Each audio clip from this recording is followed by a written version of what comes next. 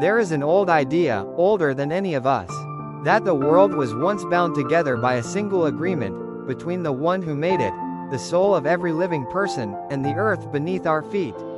And that everything broken in our world, is simply what happens when that agreement is forgotten. None of us asked to be here. We didn't choose our birth, our family, the century we woke up in. We simply found ourselves alive, handed a life we have to navigate, with all its joy and all its grief. And somewhere along the way, each of us learns the hardest fact of all, that it ends.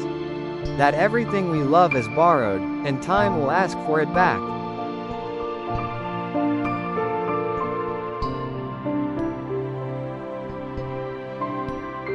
And yet, beneath all of it, beneath every culture, every language, every belief, there is a longing that will not go quiet.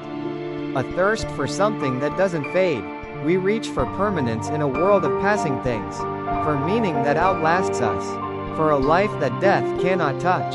That longing, I think, is not a flaw in us. It is a clue.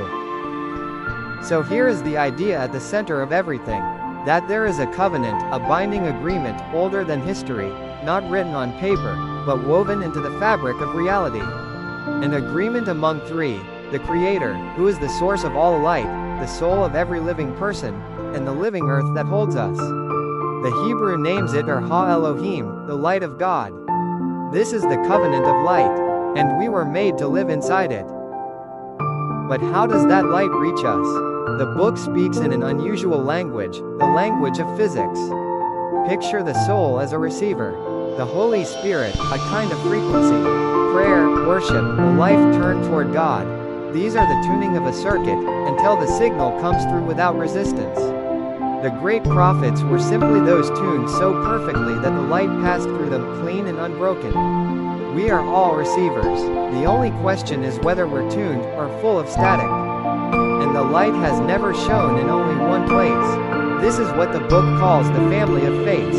Imagine the great traditions of the world, Christianity, Judaism, Islam, the Dharmic paths of the East, as distinct circuits, each carrying genuine light, each transmitting something true across the centuries.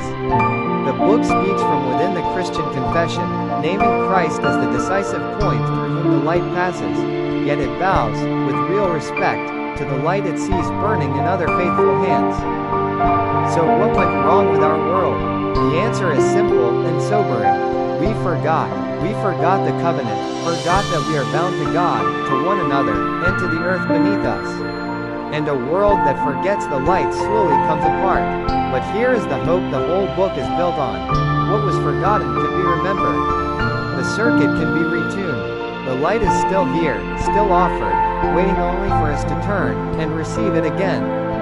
Now notice something easy to miss. The covenant doesn't bind us only to God. It binds us to the earth, to the soil, the seas, the creatures who share this world with us. Which means the way we treat creation is not a side issue. It is a spiritual one. Every forest, every river, every living thing is part of the same agreement we were born into. To honor the light is to honor the world it shines upon. And this is where the stakes become real. Look at the wounded world around us, the burning forests, the emptying oceans, the creatures vanishing one by one. The book sees in this not only an ecological crisis, but a spiritual one, the visible face of a covenant forgotten. When we forget that we are bound to the earth, we begin to destroy it. And in destroying it, we lose something of ourselves, and something of the light we were meant to carry. So what can one person do? You can remember. You can live as someone bound to God, to others, and to the earth. And, if it speaks to you, you can read this book. Because here is something I want you to know. Every cent this book earns is given away. All of it, to protecting animals and restoring the natural world. Not as a gesture, as the argument itself, lived out. The book gives back the very thing it asks us to remember. Ideas are one thing, but a book lives in its language.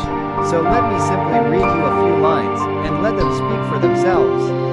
The covenant of light is not the possession of one people or one religion. It is a gift from the one God to all humanity. It is the reminder that we are bound by a sacred trust, to honor the Creator, to care for creation, and to live in justice and peace.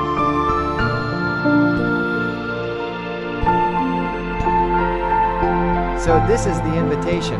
Not to agree with every page, but to remember. To live as someone bound to God, to one another, and to this fragile, luminous earth. The light has not gone out. It never does. It only waits for us to turn toward it again.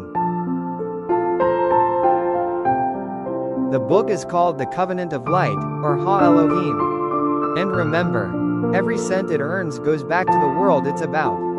Thank you for listening, and go gently.